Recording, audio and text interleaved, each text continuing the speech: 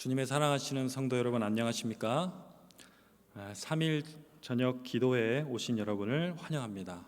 오늘도 여러 세상의 풍파와 또 바람으로부터 우리를 눈동자처럼 지켜주시고 보호해주시는 우리 주님의 은혜에 감사드립니다. 저번 시간에 이어서 우리 시조사에서 출판된 바울의 생애라는 이 책으로 화요 저녁 예배 시간 함께 은혜를 나누고 있습니다. 오늘은 두 번째 시간으로 바울의 생애 5장에서 8장, 이 성경 본문으로는 사도행전 14장에서 16장까지의 말씀을 가지고 건너와서 우리를 도우라라는 제목으로 함께 은혜를 나누겠습니다. 사도행전 15장 36절로 41절의 말씀을 함께 읽어보겠습니다. 사도행전 16장 6절로 10절에 있는 말씀을 읽겠습니다.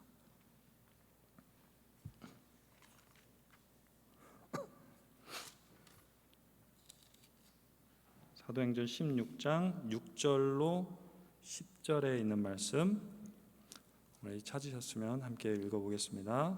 시작. 성령이 아시아에서 말씀을 전하지 못하게 하시거늘 그들이 부르기아와 갈라디아 땅으로 다녀가 무시아 앞에 이르러 비두니아로 가고자 애쓰되 예수의 영이 허락하지 아니하시는지라. 무시아를 지나 드로아로 내려갔는데 밤에 환상이 바울에게 보이니 마게도냐 사람 하나가 서서 그에게 청하여 이르되 마게도냐로 건너와서 우리를 도우라 하거늘 바울이 그 환상을 보았을 때 우리가 곧 마게도냐로 떠나기를 힘쓰니 이는 하나님이 저 사람들에게 복음을 전하라고 우리를 부르신 줄로 인정함이라라. 사도행전 13장 2절에서 바울과 바나바는 따로 세움을 받고 아시아를 향해서 1차 선교 여행을 떠나게 됩니다. 구브로에서 비시디아 안디옥으로 이고니온, 루스드라, 더베까지 약 2년 동안 복음을 전하러 여행을 떠나는데요. 많은 여러 고난과 어려움을 이겨내고 후에 유럽까지 건너가는 2차 선교 여행을 떠나게 됩니다. 오늘 제가 전하는 말씀은 지난 4월에 전했던 초기문집 바울의 생애 부분과 그 범위가 똑같이 이렇게 겹칩니다. 그래서 이걸 어떻게 전할까 이렇게 고민을 좀 하다가 제가 이해가 맞는 건지는 모르겠습니다만 조금 다른 각도에서 이 말씀을 좀 한번 보려고 합니다.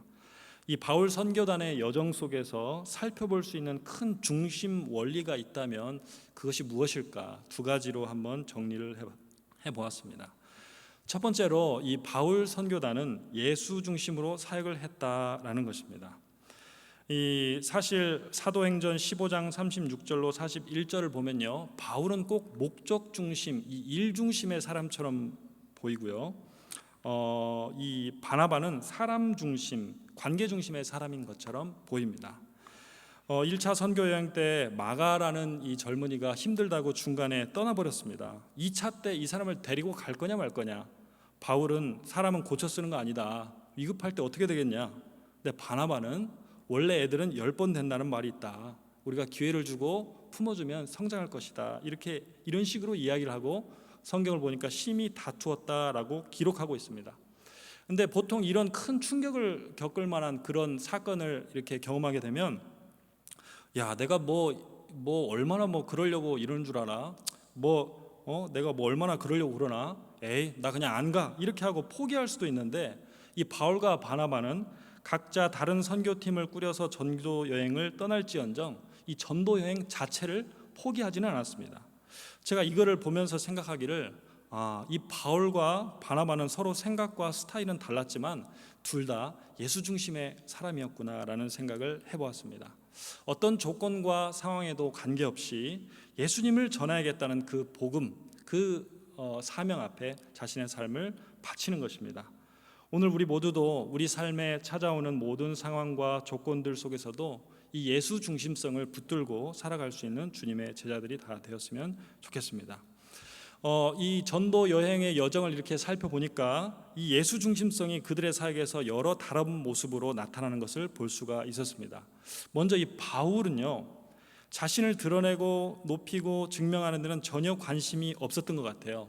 나중에 고린도 교회 보면 바울파, 아볼로파, 게바파, 그리스도파 이렇게 나누어져 가지고 서로 문제가 생겼는데 우리 같으면 바울 파는 뭐 좀 괜찮은데 다른 파는 안 된다 뭐 이런 식으로 이야기할 수도 있을 것 같은데 다 싸잡아서 자랑할 사람은 오직 주 안에서 자랑해라 라고 이야기를 합니다. 그 예수님의 십자가 복음을 높이기 위해서는 우리는 희미해져야 된다는 거죠. 또 한 번은 바울과 바나바가 루스드라에서 복음을 이렇게 전했는데요, 이 복음을 유심히 듣던 이 걷지 못하는 사람을 성령의 능력으로 일으켰더니 사람들이 바울과 바나바를 신으로 여기기 시작했습니다. 당시에 이 오빗이라는 작가가 남긴 전설의 글에 의하면 제우스 신과 이 헤르메스 신이 한 번 사람의 모습으로 여기를 왔다 간 적이 있었는데, 그때 영접한 사람에게는 큰 재물을 주고 나머지 사람은 홍수를 내서 쓸어버렸다, 뭐 이제 이런 전설이 있어서 다시 오면 우리가 잘 대접해야겠다, 이런 믿음이 어느 정도 있었던 것 같습니다. 그래서 바울과 바나바가 그 사람을 일으키는 것을 보고 소도 가져오고 재물도 가져오고 그 앞에서 제사를 드리려는 거예요. 근데 이제 저 같으면 인간적인 생각으로 그게 그렇게 기분 나쁜 일은 아닐 것 같아요. 근데 바울과 바나바는 무슨 큰 일이라도 난 듯이 무리 가운데 뛰어 들어가서 옷을 찢으면서 크게 소리를 지르면서 우리도 너희랑 똑같은 사람이다 라고 이야기를 하는 것입니다. 그래서 이 사도행전 성경 본문을 이렇게 제가 보니까요, 오직 예수만 전해져야 하기 때문인지 몰라도 슈퍼 크리스찬이 없습니다. 베드로의 이중성, 바울과 바나바의 다툼, 마가의 도피, 뭐 이런 것들이 다 인간의 연약함을 그대로 드러내고 있습니다. 어떤 분은 이 성령 충만했던 바울과 바나바가 서로 그렇게 분쟁을 했을 리가 없다, 그게 아니라 성경을 자세히 보면 서로 격려하고 헤어진 것이다 라고 이야기를 하기도 해요. 왜냐하면 사도행전 15장 39절에 심히 다투었다라고 말할 때 그 심이라는 부사가 헬라 말에는 없다는 거죠. 그리고 또 다툼이라는 이 단어도 성경에 딱 2번 나왔는데 다른 한쪽에서는 격려하다 이런 의미로 쓰였기 때문에 서로 격려하면서 헤어진 것이지 성령 충만했는데 뭐 그랬을 리가 없다라고 이야기를 하는 사람이 있습니다. 참 그럴듯한 해석인데요, 그러나 우리에게는 사도행적이라는 좋은 책이 있죠. 여기 보니까 203페이지에 바울이 마가의 약점을 용서하려 하지 않았고 그 논쟁이 너무 격렬해져서 바울과 바나바가 헤어지게 되었다라고 기록하고 있습니다. 이렇게 성경 본문도 이 예수 복음을 전하는 데 초점을 맞추어서 인간의 모습은 낮추고 십자가는 높이고 있는 것 같아요. 근데 여기서 이제 바나바의 삶도 한번 생각해 보면 좋을 것 같습니다.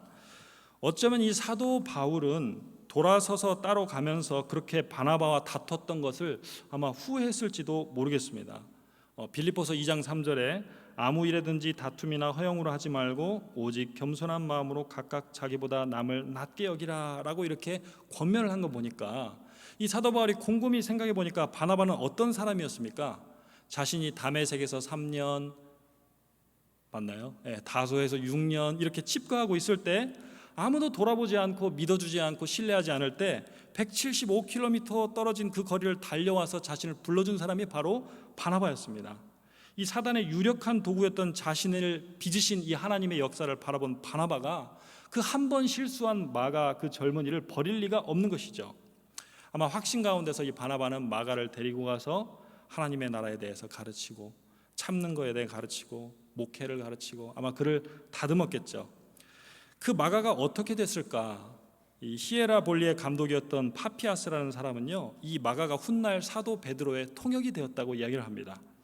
바울처럼 정규 교육을 받지 못했기 때문에 마가가 헬라어로 그의 설교를 통역해주고 나중에 이 신약성경 베드로 전후서도 베드로의 말을 마가가 대필해 주었다는 겁니다. 그리고 더 중요한 것은 이 마가라는 젊은이는 마가복음을 기록했습니다. 최초의 복음서이기 때문에 31절만 빼놓고 다른 복음서가 다 인용을 한 그런 복음서입니다.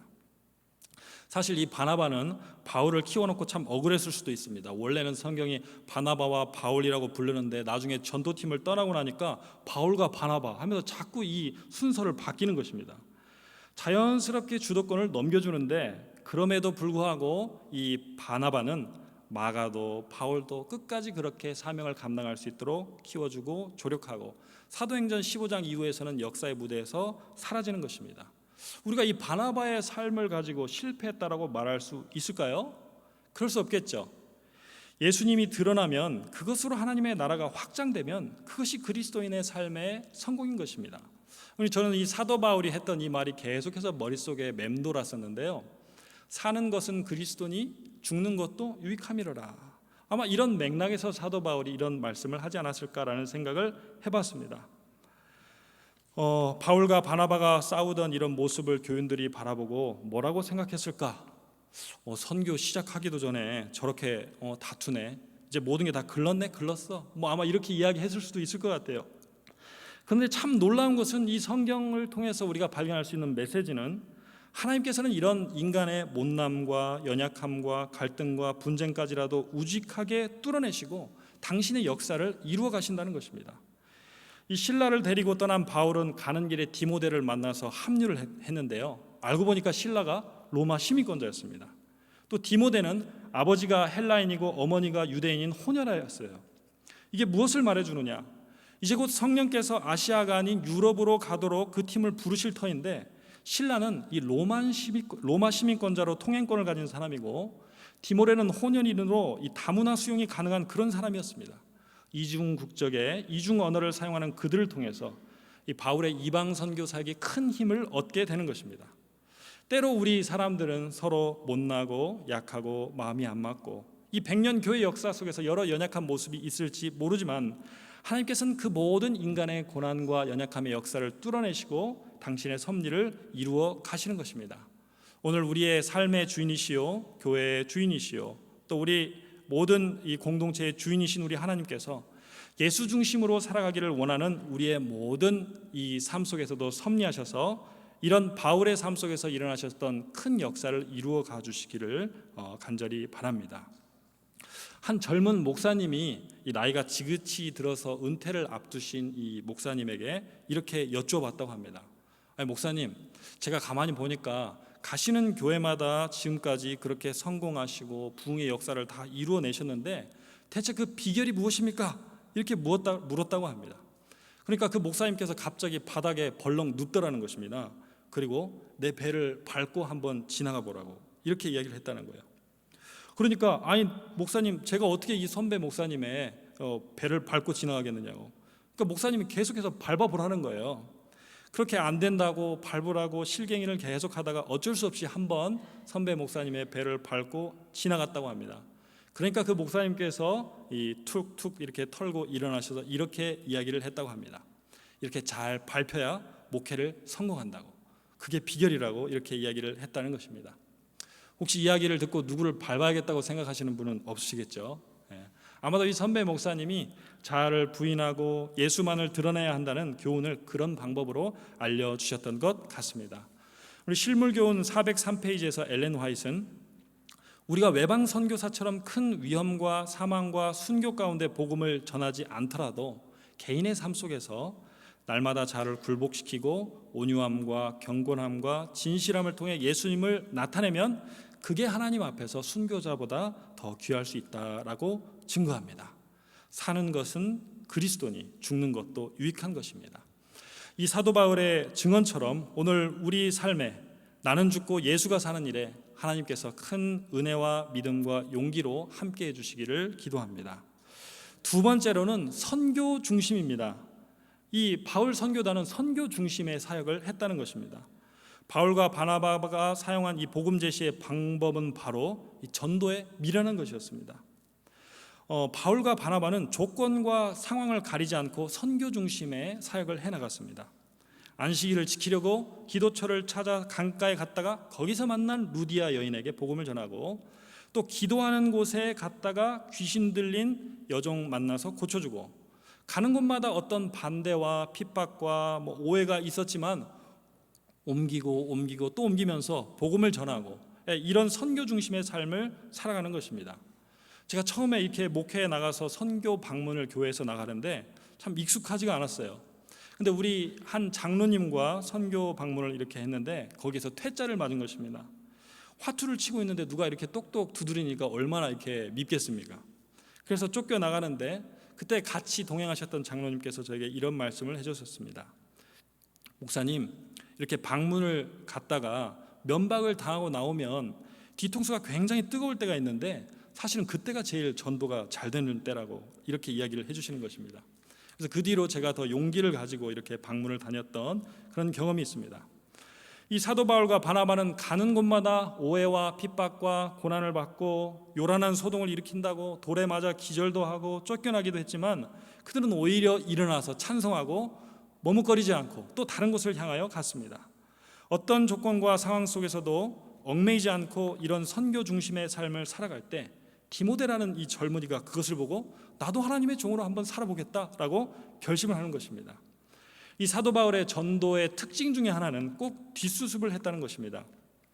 그가 전도한 길을 시계로 이야기하면 3시에서 출발해서 6시, 9시, 11시, 12시 이런 식으로 갑니다. 그래서 한 바퀴를 다 돌려면 12시에서 이제 2시로 갔다가 3시로 건너가면 되는데, 이 바울의 여정을 보면 3시에서 12시까지 갔다가 다시 거꾸로 이렇게 돌아오는 거예요. 근데 사실은 이 2시 지역이 이 바울의 고향 다소거든요. 얼마나 그리웠겠습니까? 거기를 거쳐서 3시 안디옥으로 다시 돌아가면 되는데 뒷수습을 위해서 굳이 반대 방향으로 이렇게 돌면서 그 전도지를 다시 방문하는 것입니다. 참 비효율적인 것 같은데 선교 중심의 삶을 살아가는 이 바울의 선교단의 입장에서는 당연한 것이었습니다. 저는 이런 생각을 해봤어요. 이 바울이 처음부터 자기가 로마 시민권자임을 밝혔다면 어땠을까? 사도행전 23장 23절을 보니까 로마 시민권자였던 바울을 호송하기 위해서 472명의 군이 따라 붙었었던데, 처음부터 그것을 밝혔으면 더 당당하고 멋진 모습으로 복음을 전할 수 있지 않았을까? 근데 자기가 로마 시민권자인 것을 언제 밝히느냐? 빌립보 감옥에 갇혀가지고 매질을 당하고 나중에 기적적으로 지진이 나고 감옥문이 열리는 그 이적을 보고 두려운 관리들이 이제 나가라, 풀어준다 라고 하니까 그제서야 내가 사실은 로마 시민권자였다라고 이야기하는 것입니다. 그런데 그렇게 안 했으면 그날 근무 태만죄로 처벌받을 것이 두려워서 자결하려던 그 간수와 가족에게 복음을 전할 수가 없었겠죠. 어떤 조건과 상황 속에서도 선교 중심의 생각을 해냈던 것 같습니다. 그런 바울을 성령께서 친히 동행하며 인도해 주셨습니다. 어느 날 밤에 이 아시아 에베소 이 전도의 꿈을 가지고 드로아에 머문 이 바울, 그 바울의 밤의 환상으로 나타나셨어요. 그래서 저 건너편 유럽 대륙의 마게도냐 사람이 환상 가운데 나타나서 하는 말이 뭐냐면 건너와서 우리를 도우라는 것입니다. 당시에 이 바울 선교팀이 뭐가 갖춰져 있던 것도 아니고 거기 가려면 여러 장애물들이 있었습니다. 그러나 바울은 그 음성에 순종해서 마게도냐 가기를 힘썼다라고 이렇게 성경은 기록하고 있습니다. 왜 그 환상 속에서 그 사람이 건너와서 우리를 도우라고 했을까요? 왜 건너와서 도우라? 단순합니다. 그쪽에서 건너올 수가 없기 때문입니다. 어두움에서 빛으로 스스로 건너올 수 있는 게 아니라 빛이 어두운 곳으로 가서 밝혀야 하는 것입니다. 바울은 그 사명 때문에 그 어두운 빌립보 감옥까지 건너갔었던 것 같습니다. 이 선교 중심의 삶을 붙들고 순종하던 바울의 사역을 이 하나님께서는 놀라운 방법으로 축복하시며 함께 하시는 임재의 증거들을 보여주셨습니다.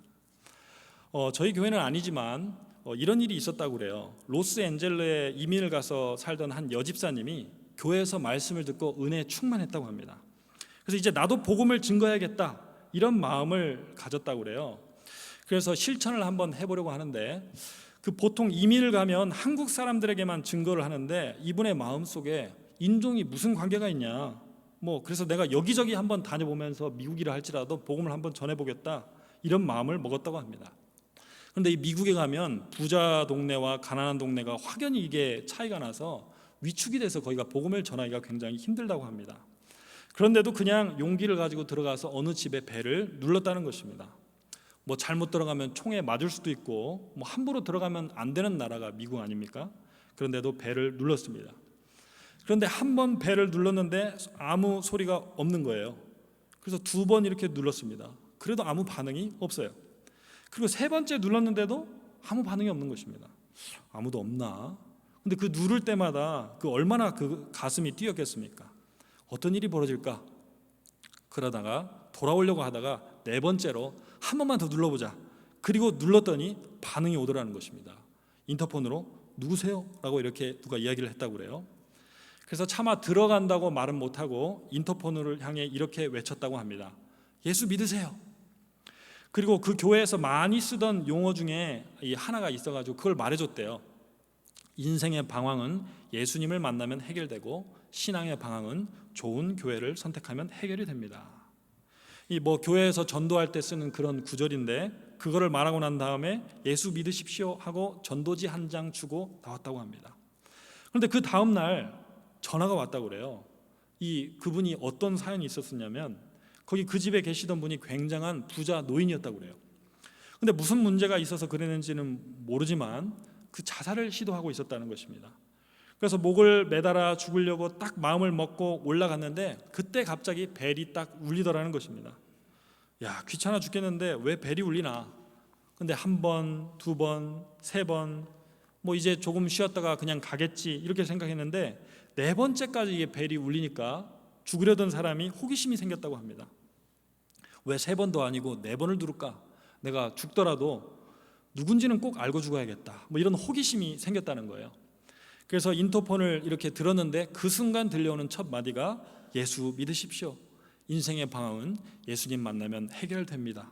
예수 믿으십시오. 이 말이 들리더라는 거예요. 이 말을 듣는 순간에 이게 하나님께서 나에게 주시는 마지막 메시지인가 보다라고 받아들이고 과거에 자기가 교회에 다녔던 그 경험, 그 기억, 예수님 말씀 들었던 그 기억들을 떠올리면서 죽음에서 벗어나게 되었다는 그런 이야기를 하면서 고맙다고 전화를 했다는 것입니다. 우리가 이런 이야기를 들을 때 이걸 우연의 일치다, 얼마나 이런 일이 많이 일어나는데 이렇게 쉽게 이야기할 수도 있겠죠. 저는 이번 여름에 처음으로 우리 어머니께서 처음 출석했던 교회, 그 작은 교회를, 시골에 있는 그 교회를 한번 찾아가 봤어요. 제가 갓난아기 때부터 3살까지 이렇게 다녔었다고 하는데요. 그 교회를 찾아가 보면서 어떻게 우리 가정이 복음을 받아들이게 되었는지를 다시 저희 어머니께 듣게 되었습니다. 저희 어머니께서 이야기해 주시기를 저희 아버지께서 경찰로 이렇게 근무를 서셨는데 동료분이셨던 이 경찰분이 자꾸 토요일마다 근무를 저희 아버지께 부탁하더라는 것입니다. 참 착하고 성실하시던 그런 동료분이셨는데 자꾸 이 토요일마다 근무를 부탁하시니까 어디 가냐고 물으셨다고 그래요. 그러면 나 저기 있는 교회 나가야 돼서 오늘 좀 근무를 부탁한다고 이렇게 대답을 했다는 것입니다. 나중에 시간이 흘러서 그분은 결국에 이 신앙생활을 위해서 경찰 생활이 조금 어렵다라는 생각이 들어서 사표를 내고 경찰을 그만두셨다고 합니다. 그런데 얼마 뒤에 저희 아버지께서도 경찰 간부 시험을 준비하시겠다고 사표를 내셨던 그런 상황이었습니다. 저희 어머니께서는 당시에 경상도에서 전라도로 반대 결혼을 무릅쓰고 건너오시기 때문에 참 어려운 그런 상황이었던 것 같아요. 성격이 급하신 아버지와 시집살이 속에서 참 고생을 많이 하셨다고 합니다. 그 예 중에 한 번은 갓난아기였던 이 저를 뒤에 메고 이렇게 있었는데 맞아가지고 기절을 하신 적도 있었다고 그래요. 근데 제가 그 뒤에서 얼마나 울었겠습니까? 사람들이 그 소리를 듣고 막 웅성웅성 이렇게 몰려드니까 다시 물을 뿌려서 이렇게 깨우고 이런 일들이 있었다고 그래요. 근데 이런 어두운 삶 속에서 가장 어려운 그때에 하나님께서 우리 가정에 빛을 비춰주셨던 것 같습니다. 나중에 알고 보니까 저희 아버지와 함께 계셨던 그 동료 경찰분이 사표를 내신 다음에 이사를 가셨는데 하필 그게 저희 앞집으로 이사를 오셔가지고 가게를 차리고 계셨던 것입니다. 그 건너편 앞집에서 우리 가정의 이러한 형편을 다 살펴보지 않았겠습니까? 그 함께 경찰로 근무했었다는 그것이 인연이 되어서 그때 서로 참 가난했지만 저희 어머니 기억에 요구르트 하나라도 서로 나눠 먹으면서 그렇게 정을 나누었다고 합니다. 그 가정에서 우리 어머니께 복음을 전해주셔서 어머니는 그때부터 저를 안고 이 교인들이 태워주는 자전거를 타고 그 작은 교회에 다니기 시작하셨다고 합니다. 정식 목회자도 없이 한 10여 명 되는 그 교회, 정말 작은 교회입니다. 가보니까요. 근데 그 교회에서 신앙생활을 시작하셨는데 그 교인들과 함께 어울리고 신앙생활을 하는 그 모습을 지켜보시는 우리 아버지께서 그때부터 우리 재림교인들을 천사라고 부르셨다고 그래요. 그 복음의 빛이 저희 가정에 환하게 비춰진 이후로 저는 여러 사양 끝에 삼육중고등학교에 진학을 했고 또 이렇게 부족하지만 복음을 전하는 목사로서 여러분 앞에 서 있습니다.